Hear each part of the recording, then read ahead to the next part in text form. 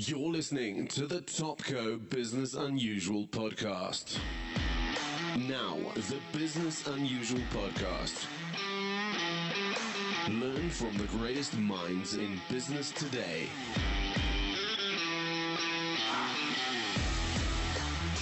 Interviews hosted by Ralf Fletcher. Learn how to improve business, get tips from industry leaders, and be motivated by real-life experience. Topco Business Unusual. Welcome to Topco Business Unusual podcast. Today, I've got a very special guest. I love having these award-winning people running award-winning organizations. It's really fun, eh? There's lots to talk about.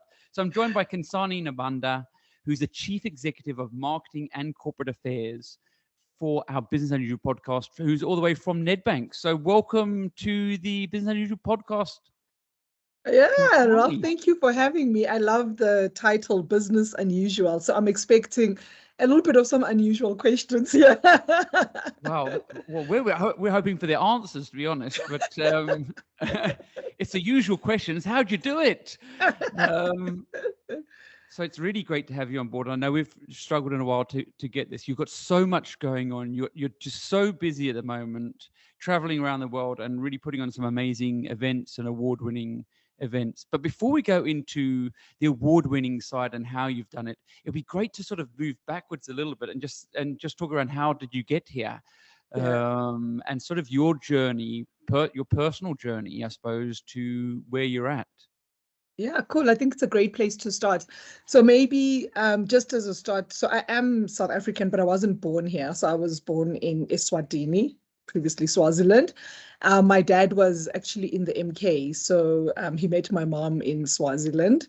And then we obviously moved back to South Africa just pre the 94 elections and stuff. I did a BCom at WITS. I did marketing information systems. I've always been in marketing. So my career, I started it at Unilever, which I think probably the best sort of base any marketer can have, to work in one of the best marketing organizations in the world. But I think even beyond that, I've worked for some interesting organizations that really do put marketing at the heart of what they do. South African breweries, Diageo. And then when I moved from FMCG, the first company I worked for was Vodacom. And then, I came into Nedbank. It's funny, I mean, one of the stories I love to tell about my current role at Nedbank is that I joined Nedbank as the executive head of group marketing, and the guy who was hiring me, which is in my current role right now, actually resigned just before I started at Nedbank. And I was like, wow, you're meant to be my boss. Where are you off to? And he was actually going to one of our competitors. And then I said to my mom, actually, I'm going to throw my hat in the ring for my boss's job. And my mom said, you haven't even started at Nedbank. And I said, wow, I have nothing to lose, really. And it was fantastic because I started in September 2017. And in 2018, Mike Brown and Numfundo actually came to me to say, we're promoting you, which became official in May 2018.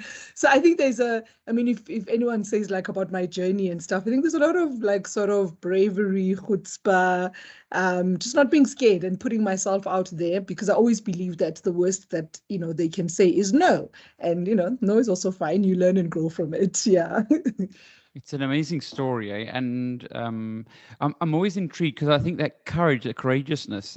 I mean, you spoke about your mum a bit, but do you think that came from your mum or your father? That sort of courage to take on these risks in a way, right? I mean, this is a risk taker at a young age.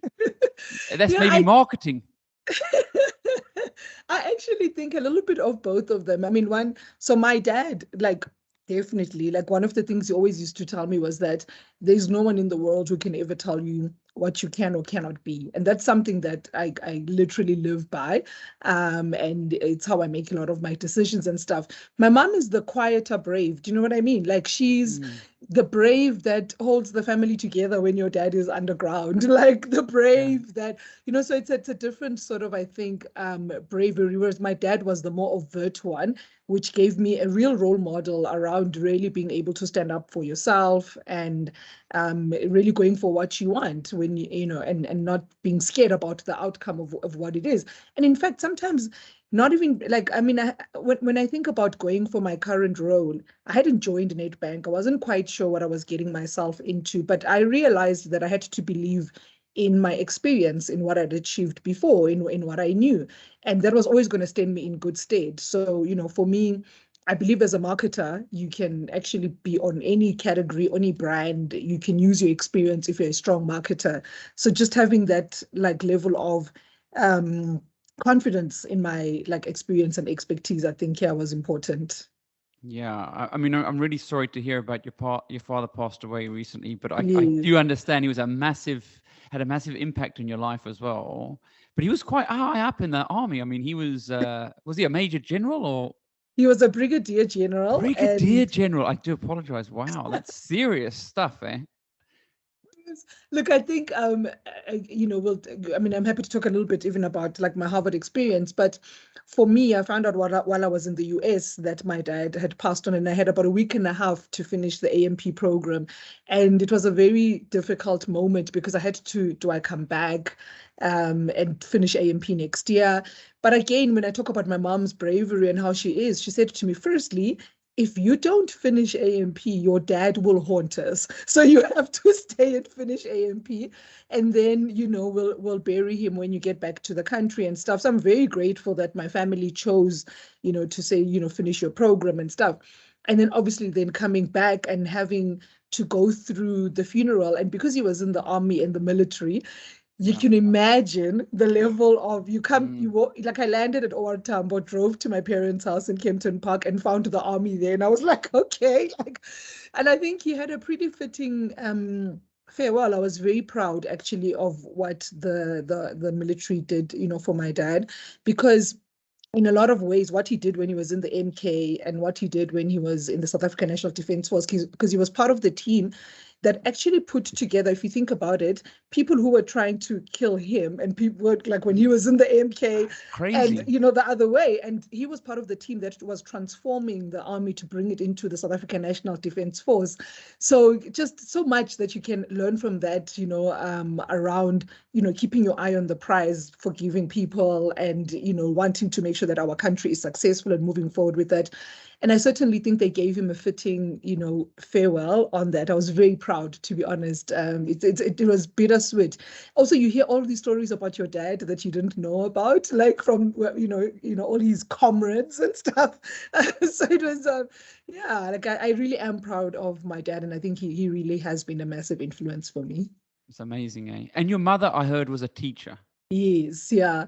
So my mom just retired in June or July, which is also a bit sad because you retire and you meant to be with your partner and stuff, but my mom was a teacher, and it's always interesting for me. My dad in the army, my mom a teacher, and all of us, the kids, are like in this. I'm the most probably professional. Like everyone else is like filmmaker, animation and all of that. Like, how do they get like all these creative people? But I think my mom being a teacher is a fundamental sort of element of how I think about education, and what I think also contributed to my success, because it didn't matter which part of the world or the continent we lived in. The education piece was always important to my parents. So I was put in boarding school to make sure that my education was never interrupted. Varsity, going to university was not even a question mark. In fact, even for my siblings, even though they're in the creative field, they all have degrees. It was never a choice that you didn't get a degree. You had to. And when I went to Wits, I wasn't sure what I wanted to study. And my dad was like, the dean spoke about information systems. My dad was like, computers, you're going to make a lot of money, go do that. Yeah. Even though I hated it, like with all my heart, actually, like what I majored in it. So education for me and learning does come from my mom, and reading. So I am a voracious reader, and I read everything. I read murder mysteries, I read the world is falling apart and there's an apocalypse. I love zombies and like all of that. At the same time, like right now, Mteto Nyati has just joined the Nedbank board as one of our board members, and I'm reading his book, Betting on a Darkie. So I really have a wide sort of, I'm not going to be like, the only thing I probably don't read is like romances. I find them really boring. Like that's it. Outside of that, but I think it does come from my mom, because I loved reading from a very young age. Yeah. It's so funny because I see so many successful South Africans who had parents. One parent was a teacher, and it almost seems that love of learning and the reading and, just getting that knowledge. And do you find it for yourself with your team? Is that important for you when you're getting people onto the team, to get people who are avid readers or people who are upskilling themselves? Do you think that's part of the success in teams? I do think so. So firstly, one of the things that I look for when I'm hiring is curiosity, right? Like, so I want in a conversation to realize that you think beyond your current world of marketing or the company that you work for, or so and for me, people who are curious, I know that they'll be avid readers, or, however way they find the information. That's something I really look for. I always worry in my team if someone says, no, I'm not interested in growing, I'm not interested in learning.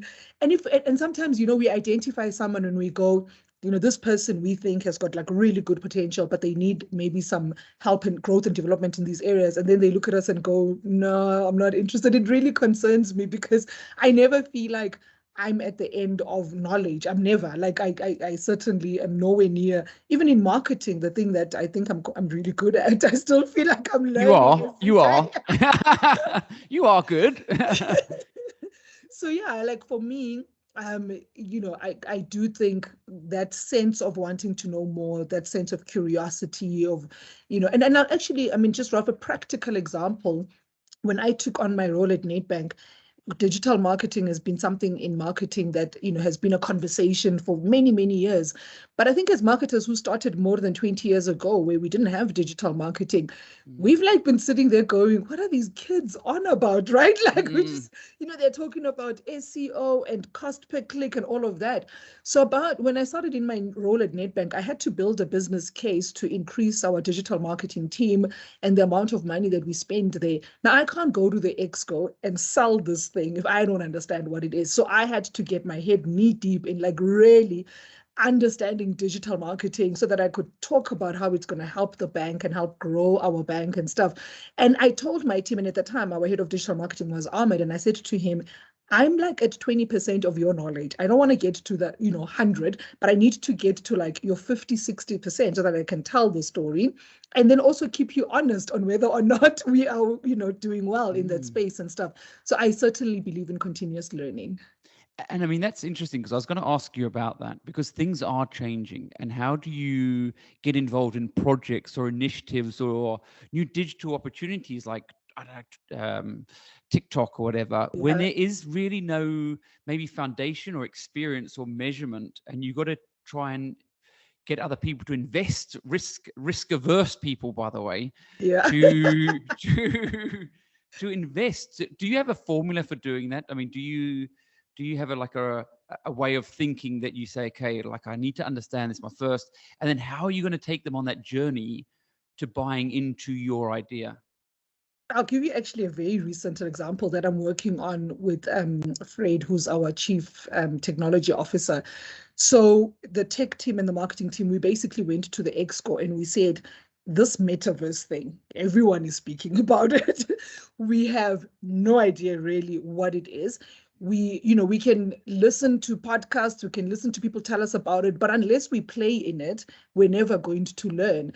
So we actually put a thing with no sort of, this is going to be the return, except we're going to learn, right? And we said to Exco, could we get X million rand to play in the metaverse and stuff, which they signed off.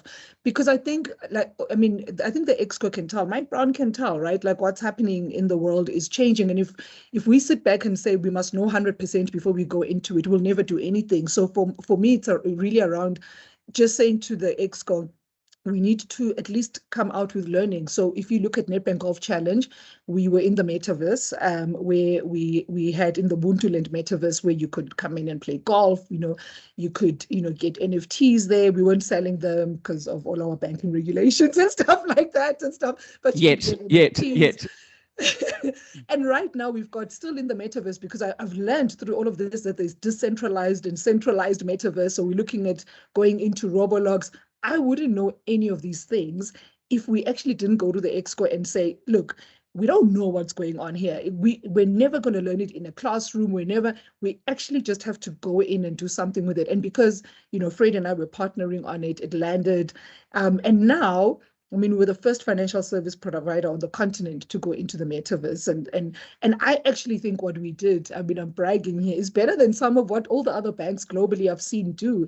And we've got so many lessons. So when we launch Nedbank Cup next year in January, we've already taken a lot of that to say, how do we even take it to the next level and stuff? So for me, that's how I think about it is, how do you don't go big, like you don't go spend millions of rands where you're actually being irresponsible, but you certainly take a bit of your budget and say, on this budget, we're not expecting any level of return on investment or anything. We're here to learn and play.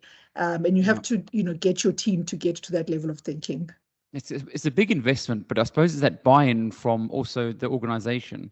But I mean, talking a little bit backwards now, I mean, that courageousness of taking this new role on, I think I read somewhere you felt like you had 70% of the skills or the attributes to do the role. And so what goes through your head to go for this? Because I think it is a big challenge. I mean, I think it was KPMG identified one of the biggest challenges with women driving forward is they felt that they maybe didn't have enough expertise or the skills for advancement. Mm-hmm. And where maybe a woman, if she had like 70% of the skills, she was like, no, I'm not quite ready. Where a man might need maybe 50%. He's like, I'm all in. I'm there. And so it is a phenomena. And so, and I suppose what they did is then start preparing women and saying, listen, if your position comes up, this is the things you need to do to cope and learn on the job. It's a bit like the metaverse. It's like, well, we don't know, but we're going to learn. Like there's that failing's okay. Yeah. So, I mean, again, there were two elements for me, right? One, I could rely on my marketing experience and background that I was very clear about. So, and that gave me like a lot of confidence. The things that I was nervous about was banking. I'd never worked in a bank and stuff. But again, I looked at Vodacom, and so in FMCG, as a marketer, you manage the entire P&L of whatever brand or category that you're working on. Any decisions on R&D, on supply chain, all of that. Actually, you're the one who leads them.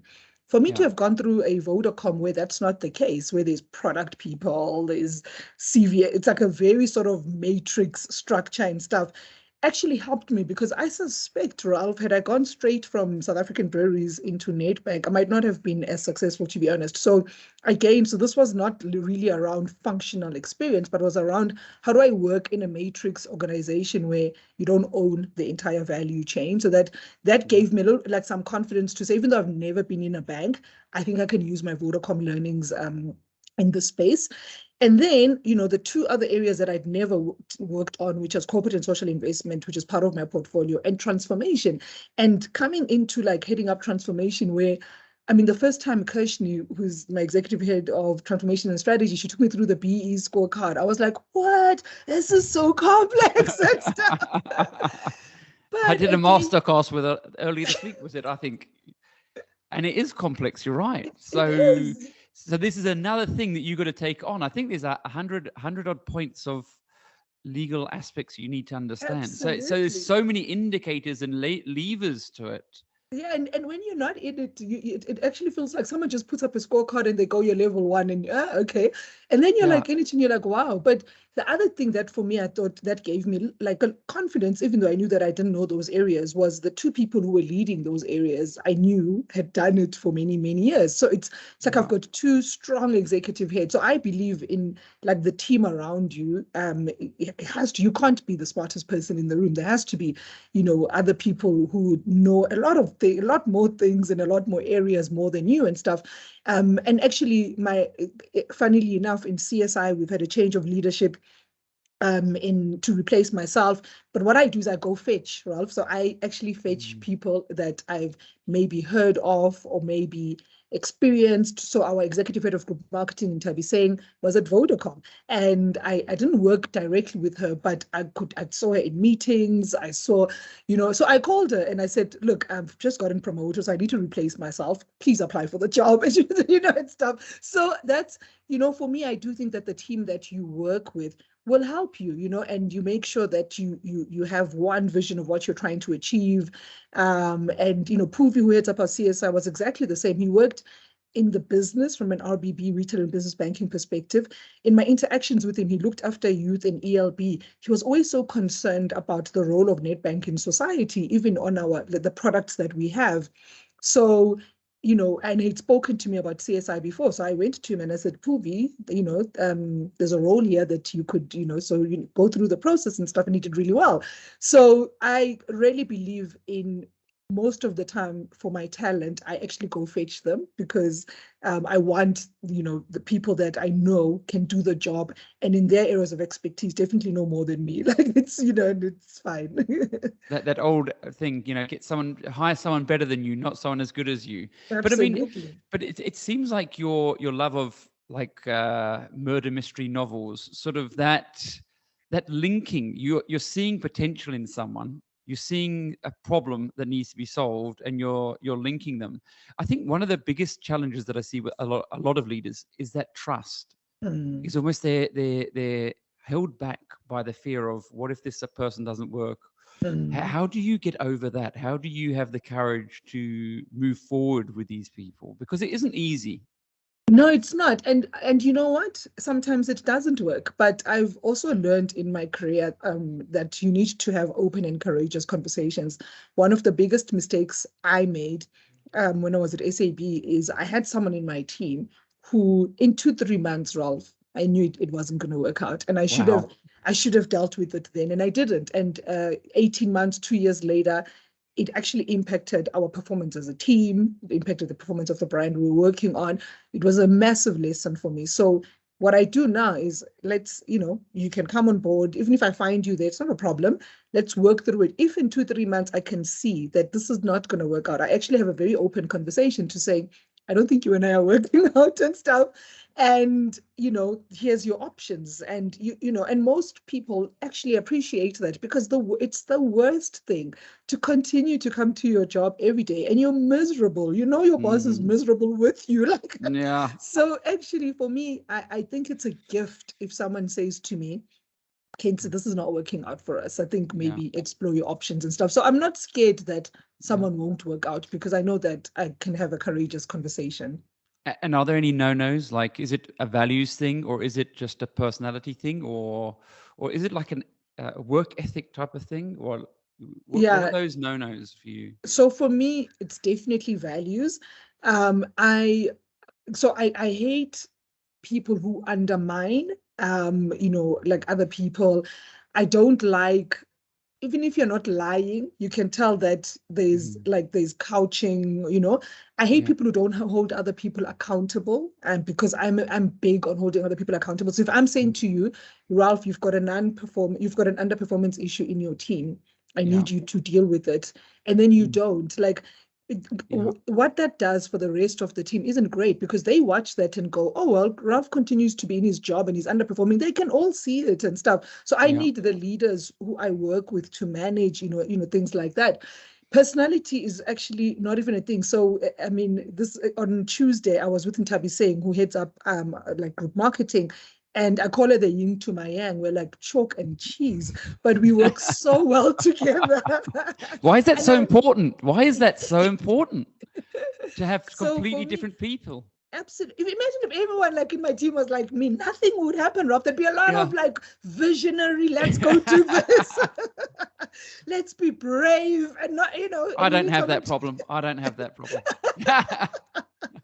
So no, not at all. And then work ethic. I also, and I mean, when I joined the team, one of the things I said to them, which it didn't land extremely well, but I said to them, I actually don't care how hard you work. What I care about is your output. And so when someone says to me, but I've been working so hard, I'm like, frankly, your output doesn't suggest that. So for me, that's what I focus on is the actual output. And it was very difficult for people to change their sort of ways of thinking around that. Because for me, you could be sitting on a beach somewhere, having a mojito, but if you needed to deliver a Topco podcast and you deliver it, I'm good.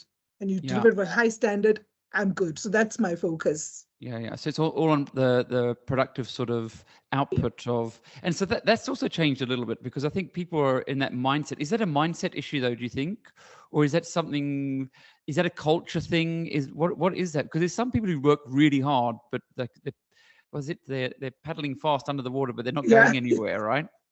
I think, I mean, where COVID has helped is I do think those mindsets are changing. I think for a long time, working hard was the standard. Like, and, I would look at people, if someone says, I'm leaving, at like 2 p.m. and people are like, ooh, look at who's taking a half day. No, leave people alone. Like, so I think definitely there's a big mindset that says, work really hard. And that's fine if that's how you are wired. But if your output doesn't match that, then you've got a problem and stuff.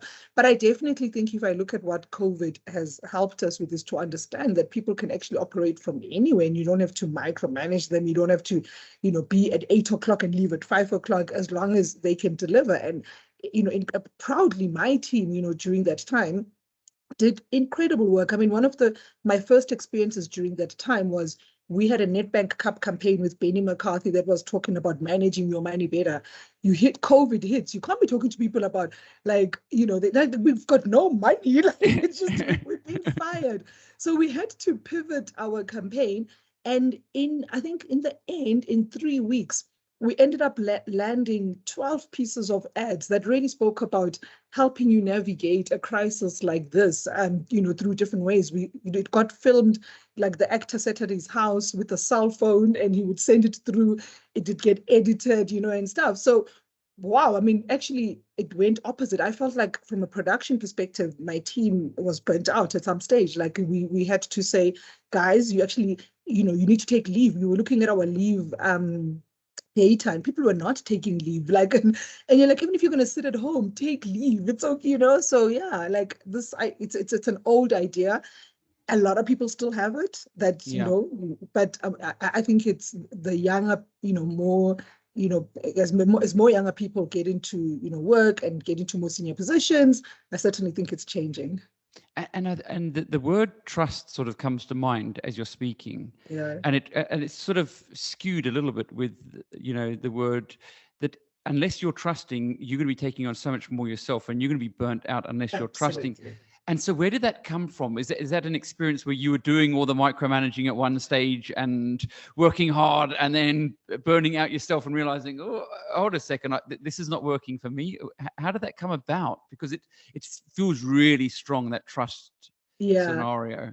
It's a really good question, because I think so my last job at Unilever was, I think, in 2008, when I was category director for skin, so for Africa, Middle East, and Turkey. It's a fantastic job, fantastic brands like Vaseline and Dove. But I had I think a dual situation where my boss at that time, who was based in Singapore, so he looked after Asia, Africa, and Middle East. I mean, he was incredibly ambitious, and in that ambition, drove us like donkeys.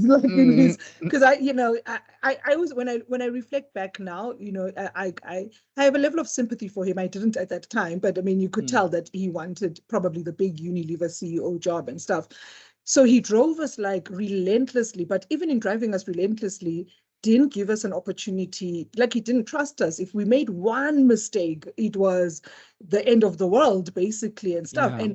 And I then was that to my team as well. It was just like relentless and stuff. And I actually had a burnout in 2008. So I decided to take a 6-month break from working, and I evaluated that 3 years in that role and stuff, especially the last sort of year in that role.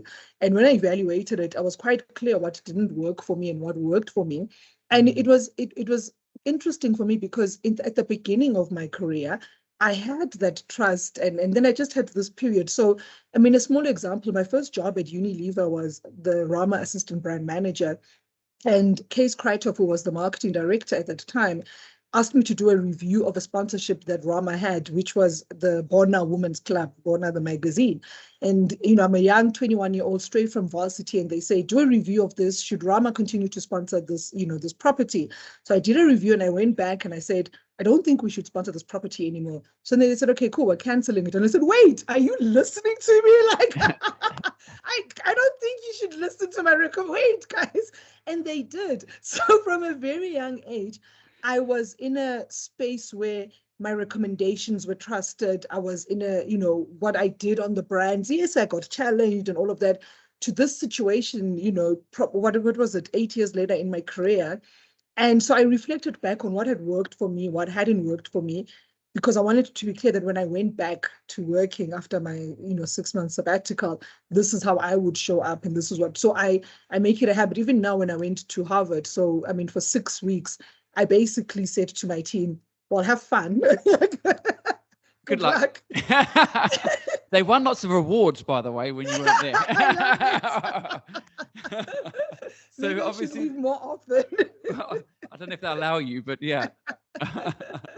And we had the first part of our business plan presentation for, what's our plans for up until 2025 presented at the Exco without me, So wow. For me, that's like fundamental, because if the people that, you work with don't get the sense that you believe in them in that way, then they'll never show up in a way that, it just like really helps the organization and the brand grow. Yeah, but you also, I mean, we spoke earlier, what I thought was really amazing. I mean, you had so much going on, work, personal issues, and then you got asked to deliver the final speech for the group. And I mean, how was that? Sure. So, I mean, I think firstly, just getting nominated, right? Like, so when the nominations came out to say, we've had 3 the final sort of highest nominations to be class speaker for AMP 203, and my name was there, and I was like, oh, that's interesting. Like, it's a little bit of a surprise to me. And then what the program office did is, so then the nominations came out, and then my dad passed on. Then they came to me to say, so listen, if you do get voted, would you still do it? And so I remember standing there, and I've got so much going on in my head. And then I said, yeah, I'd do it. Then they said, actually, you have been nominated. So they didn't want to put, you've been voted, the class speaker. So they didn't want to put pressure on me. And I actually, Ralf, it's one of those moments where you decide that there's just something in the universe that says you should do this. So I, really used my speech as almost like what do you call it? Like to my dad, like as a, reflection on. So one of the questions my dad used to love people, like social, like used to like asking people socially. He'd say to you, like, why are you here? And, you'd be like, if you're at a wedding, you'd be like, no, I'm a friend of the bride. And he'd say, no, I want to know why you're on the universe and stuff. Why are you on this, what's. Wow. So I used it actually to really challenge us as the 176 delegates who just finished AMP around, we've just gone through this program that is saying we must show up very differently as leaders in a society that's changing, that requires more of us. And if you're not clear what that looks like for yourself, then that's problematic. And, for me personally, Ralf, as a Black woman, I mean, it was, 176 delegates from 44 countries to stand on that stage at Harvard and represent for, young Black girls and South Africa was very important. So that's why in the end, I mean, I kept thinking, oh my God, I'm gonna have to write a speech. And the night before, there was like the final dinner and everyone's having like champagne and I'm going, oh, I can't embarrass us.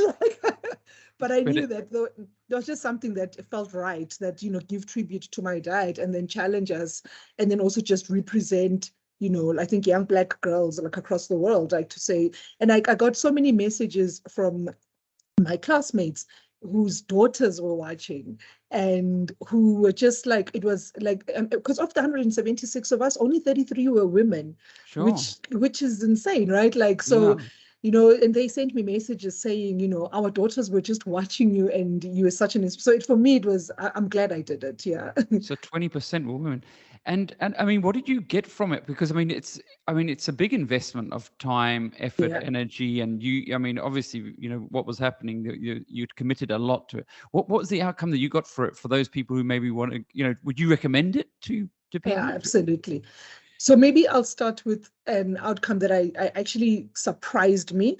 So as I said, there were 176 people, 33 women. The South African contingency, there were 7 of us, 5 were women. and Wow. 4 were Black women, right? Oh, Like, there you so go.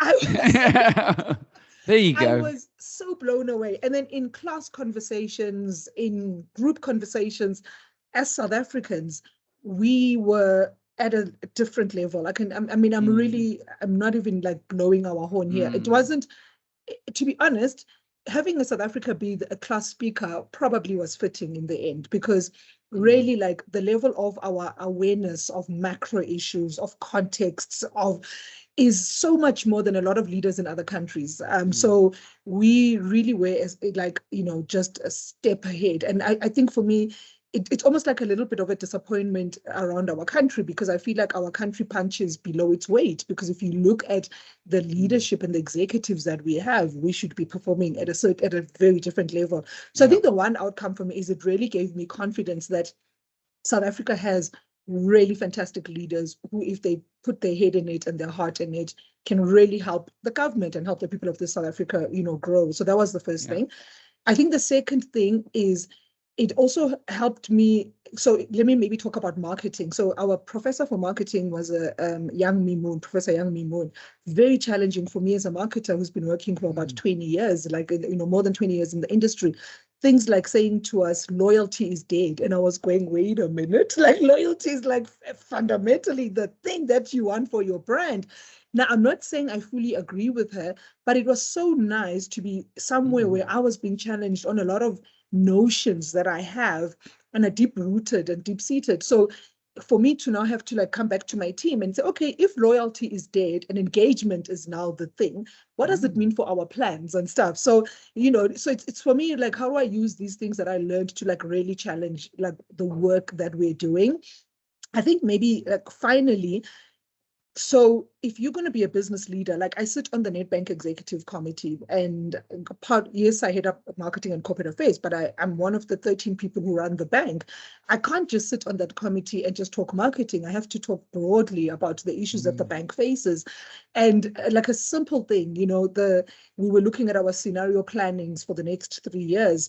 And one of the scenarios was something called stagflation. Now, I don't know about you, Ralph. I'd never heard of stagflation. But here I was sitting at Exco, and we'd just gone through the whole idea of what happens to an economy during stagflation, what happens to an organization during stagflation. So I'm now at Exco, and I'm able to challenge the scenarios and be able to contribute. So I think for me, what it also did, because it's broad, right? Because you're doing finance, macroeconomics, but you're doing it, because I did an MBA at Gibbs, which was really good, but you're doing it at a level where they're not expecting you to do a P&L. Like, no one's expecting you to, like, say to Mike Davis, our CFO, let me do the numbers for you. But they are expecting me to be able to challenge Mike on what he's putting on the table, to be able to challenge our business guys, on what they're putting on the table. So for me, like, if you want to show up as a leader in your organization beyond your functional thing that you are really good at and capable of, I would highly recommend it. Yeah, so get also that diversity of thinking as well. Yeah. But I mean, you spoke about stagnation, and I suppose I want to talk around sponsorship in general, but maybe just finishing off on the education piece, because I think education is so important. And one of the, I suppose the purpose of Nedbank is to do good to the communities that you serve. And I think it's so fitting and really relevant. Like, and I tell you why it's for me important, because when I finished school, no one had educated me really on money. My dad educated me on sales and marketing, but not money.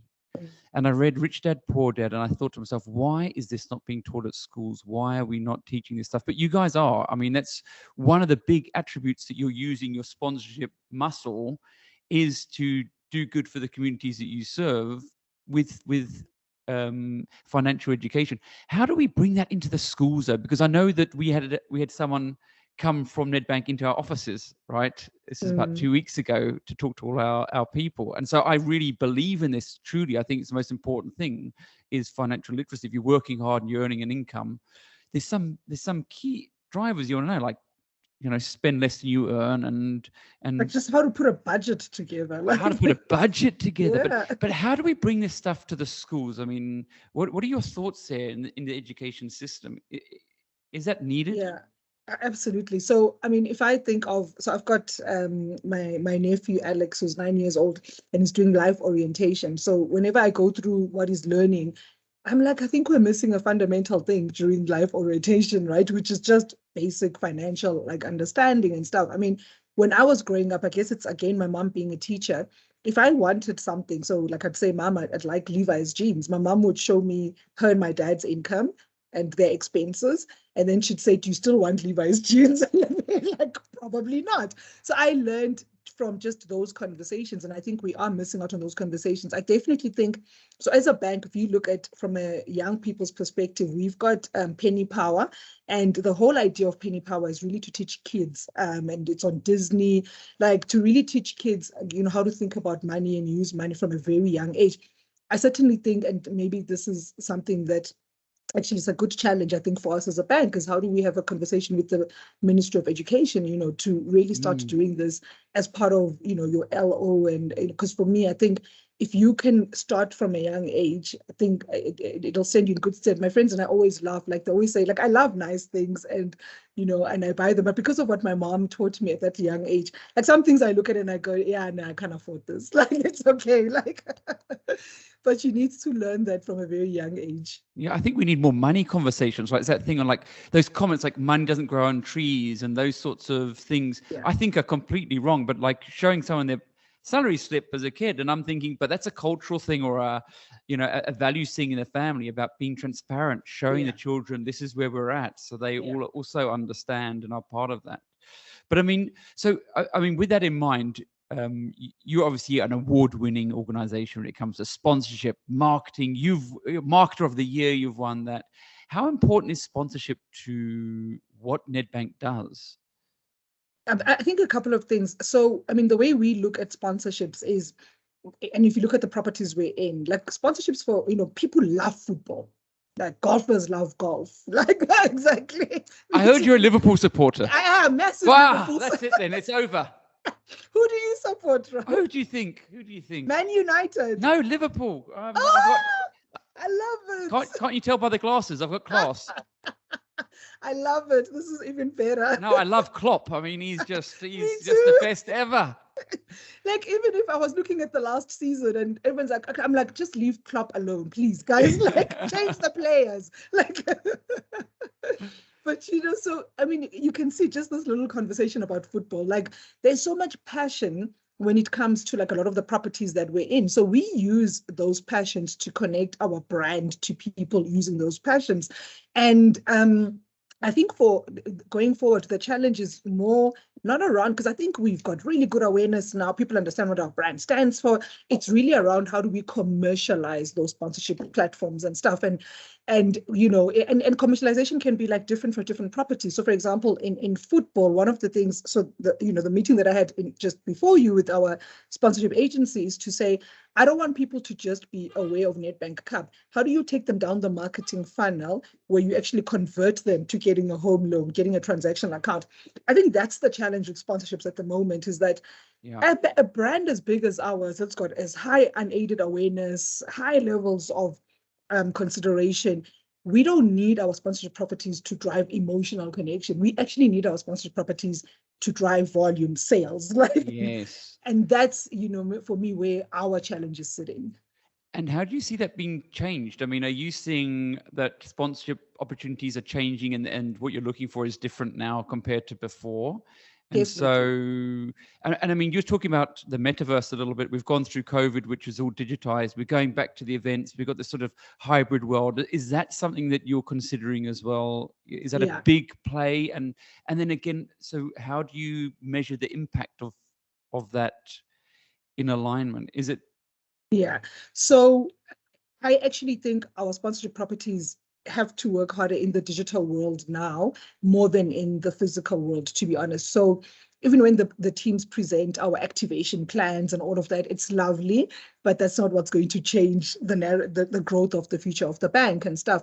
So already a massive part of our marketing budget goes to digital, and where digital helps us is it helps us. So if you've got a piece of content, I'll just give a simple example, a piece of content, and Ralf likes it, when he clicks on it, And then we serve you a thing that says, are you interested in getting a home loan or whatever it is? And obviously in the background, we've got all these data stuff where we've sort of not watched you specifically, but we know, like, we call them You understand me. lookalike audiences and stuff where we know, like, if this person's doing this, they're probably looking for this. So we can serve you with an offer from Nedbank.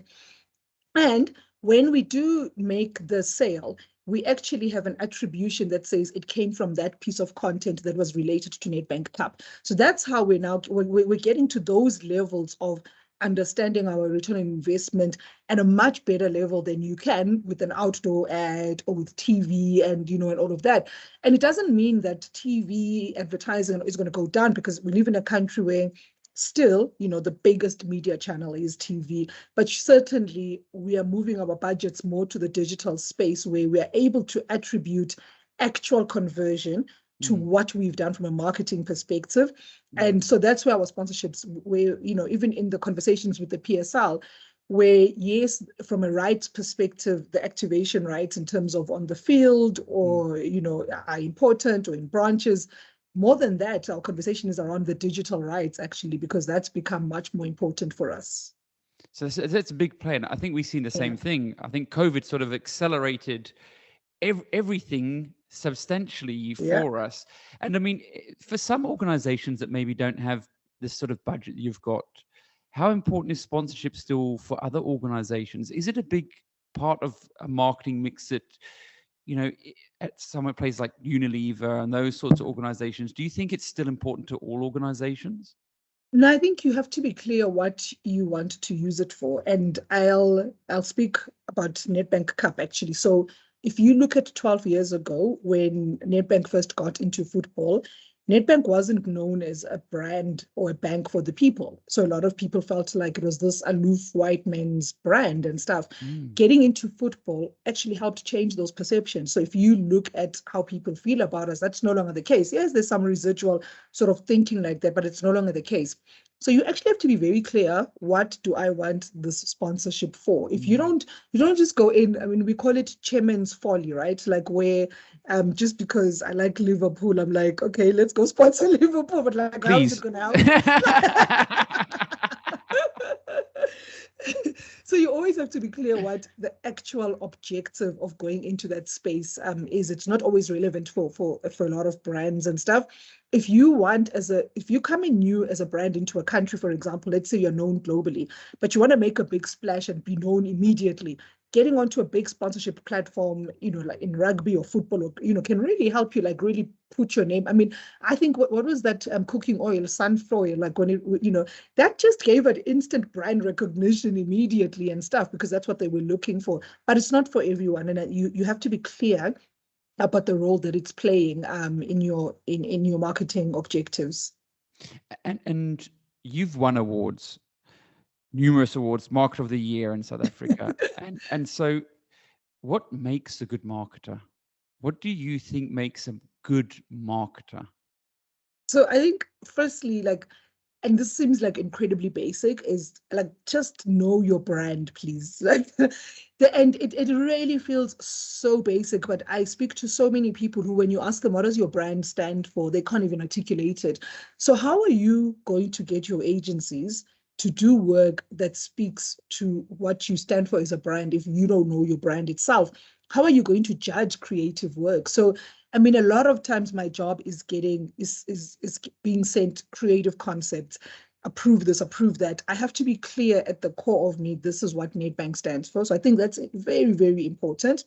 The second thing is understand that, if you want a seat at the table, at an exco table as a marketer, you can't just be like, I love awards. I love them, right? Like, and I love winning them. I was going to ask you about that. Why? But okay. But so it can't just be about that. If you're not having conversations as a marketer around growing your business, then you shouldn't have any seat at the table, and you're not a great marketer, actually. Yeah. I mean, what I always say to my marketing team is, yes, on the P&L of Nedbank, when you say expenses, there's marketing, but actually we need to think about us as a value creator versus a cost, right? Like, and if you think of us as a value creator, you've got a very different way of looking at marketing. But the only way that our exco or any executive in any organization can look at marketing as a value creator is if we look at marketing as a value creator. How are we growing Topco's business? How are we growing Anel's business? So for me, that's a strong marketer, very commercially minded, always thinking about like the growth of the business. The last bit, I think I want to go back to the curiosity beat, because I certainly think as marketers, the world is changing so fast for us, for our consumers and our clients. If you don't see that and you're not engaged in that and interacting with that, you'll completely be left behind. And, that's why you watch work sometimes that marketers do, and it feels like it's from the 1970s, but that's because they just quite haven't moved with where the world is at the moment. Yeah. And it's funny because I go back to what your father told you, which is, why are you here? Is it that? Is it about asking yourself in an organization, why are you here? Because I think there's a perception that sponsorship and marketing is around branding. But I get the sense that the best marketers, award-winning ones, are like yourself, it's not just about the branding. It's also about making sure there's an impact, the societies you're involved in.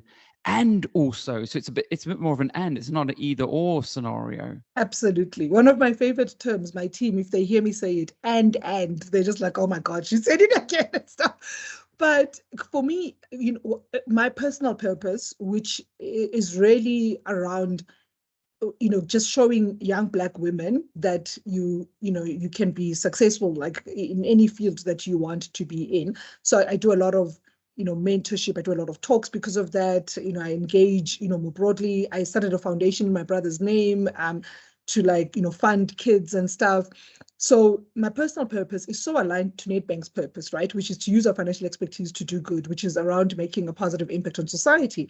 What that means is that it's incumbent on us as Nedbank and on me to, when I think about our sponsorship properties, is what else are we doing with them that goes beyond just the commercial objectives of the bank. And we've got a number of examples. I mean, we've been talking football, but if I look at the Cape Winemakers Guild property, which is the 40 winemakers who are part of this guild, and it's really around basically step changing the quality and of wines in South Africa so that we can compete globally, and using those wines to be part of brand South Africa, actually, which I think is important. If you need a taster, you can always get.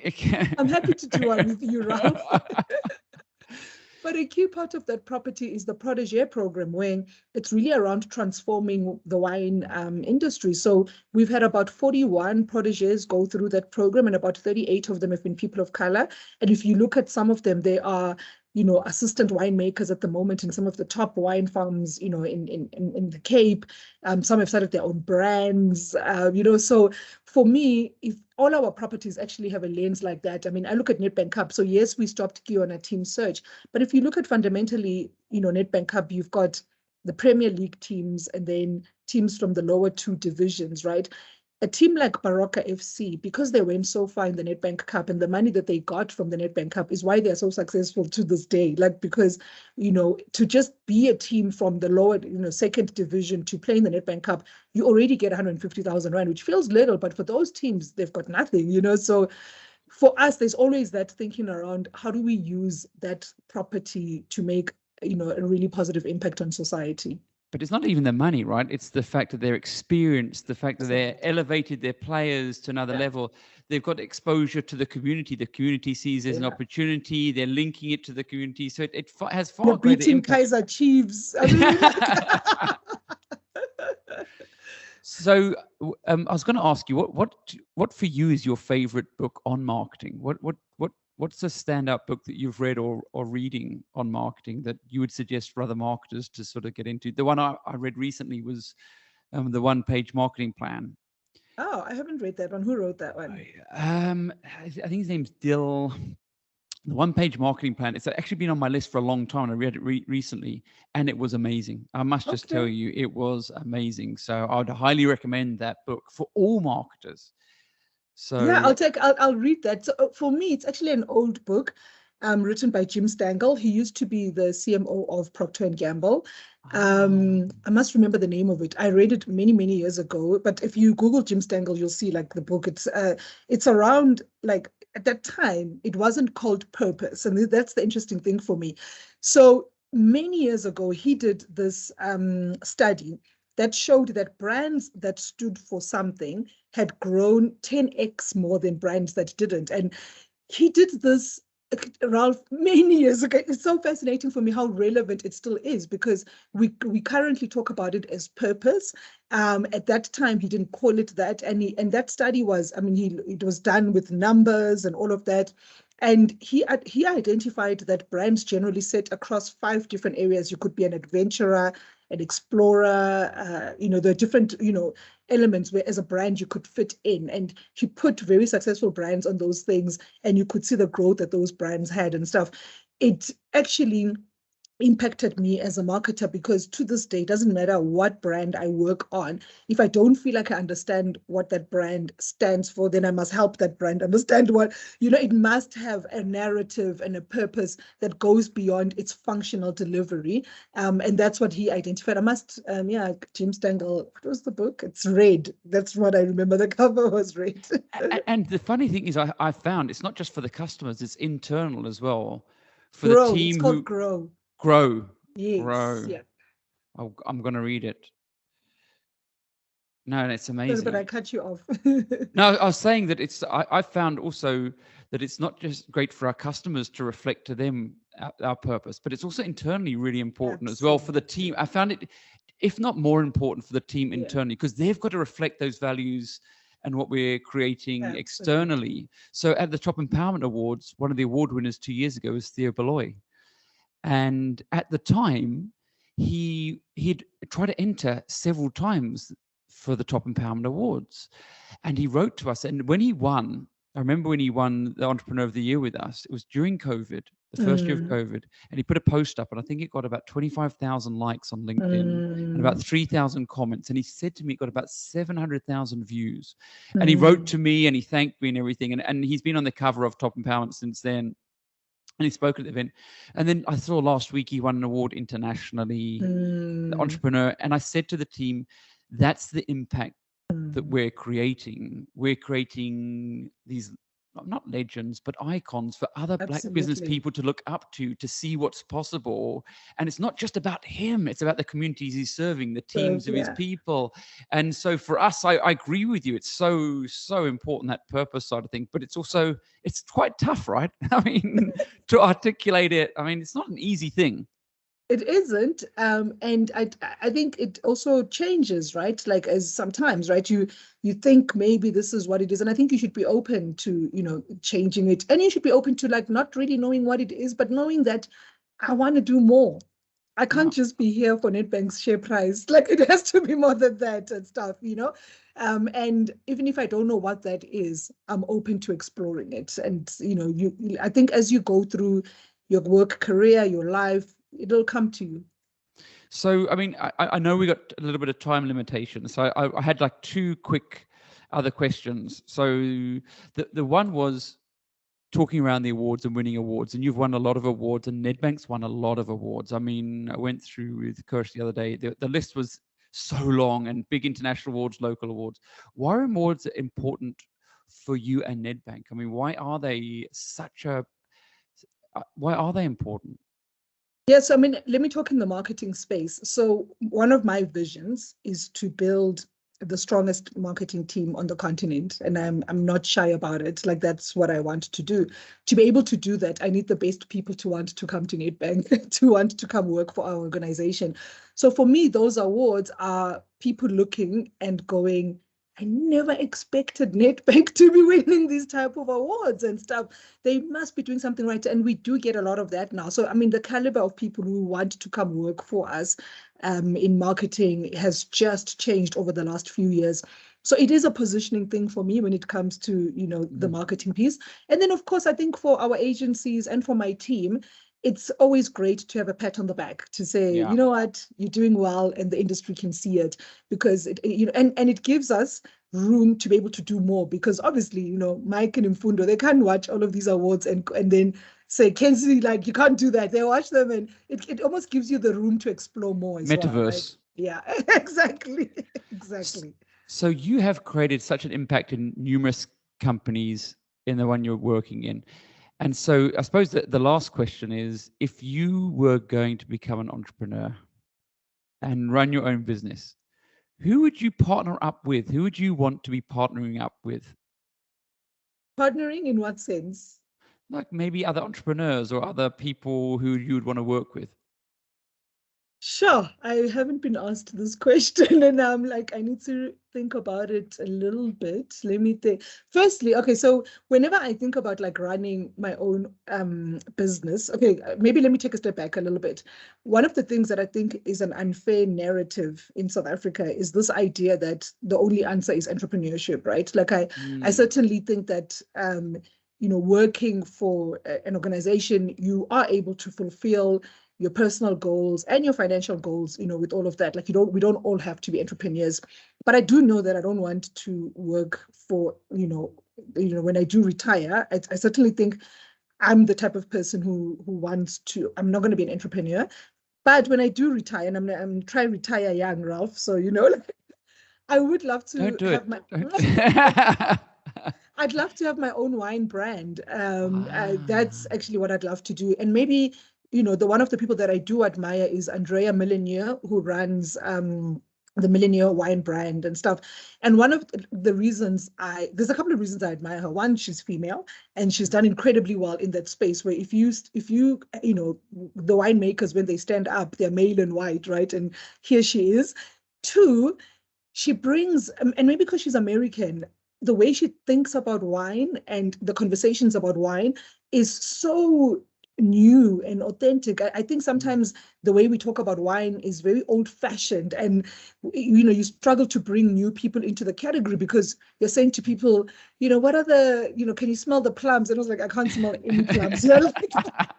So she's brought, I love she's brought so much innovation into the conversation and how she makes her wines and stuff. And then finally, the way she looks at her brand. So if you go to the Leo Wine Estate, there's that award-winning restaurant on it, there's the spa on it, and the wine tastings that she does are very different. So I admire people like that who can come into a very traditional, this is how the industry works, and then they say, no, that's not how the industry is going to work, and do extremely well. So if I did, to have go into entrepreneurship, it'll certainly be, maybe I'll open like a bookstore where you can buy wine and put both my passions together. They say you should follow your passion. But I think there possibly is this allure of entrepreneurship, but I get the sense the best organizations do have entrepreneurs in them, and I actually would consider you an entrepreneur. They call them intrapreneurs, and that's entrepreneurs within the businesses. Because thank you for that. That's a massive compliment. Yeah, because I think that you need those risk takers. You need the bold people, visionary, because that's what it's about, finding what the customer wants and really delivering on what they want. And I think you've got that like down to a T. And I see it as one of the most important things, because corporates need to grow, thrive, and carry on. So it's not like one's worse or better than the other. They're both needed. I completely agree with you. For me, what Nedbank has done for me is give me the space to be innovative. All of the things that entrepreneurs like to talk about, to be, what's the word? Like, I've got flexibility. I've got like all of that. I've been able to do it in an organization. So, there's space for both. And I think as long as you're clear what works for you and how it works for you, you're good. You've just got a bigger budget than the rest of us to execute. You can have bolder ideas. Exactly. This is what people don't get. It's like it was amazing to speak to you. Thanks so much. I'm glad we finally got it down. I wish you all the best for the silly season. And I know you're doing, is it the Youth X, or did that happen? Is that happening now? Tomorrow, we've got the Youth X Summit at Victoria Yards, where we're going to be announcing winners, young people who've got ideas that Nedbank funds. I have to talk about last year's winner, Kate Dumetsi. Her idea was basically the democratization of legal advice. So she's created this app where you can access lawyers at a very very low price point and stuff. So we're helping her build that app and stuff. So I love Youth X. Again, one of our sponsored properties that I think have a positive impact here. And finally, you've partnered us on Top and Pound as well for next year. So we're also excited about that. And maybe we get Klopp to come and talk there or something. My gosh, I imagine. That is on you. That's on you and me. Thank you so much. Have a lovely festive season, and we'll speak to you soon. Perfect. Thanks, Ralph. Thank you.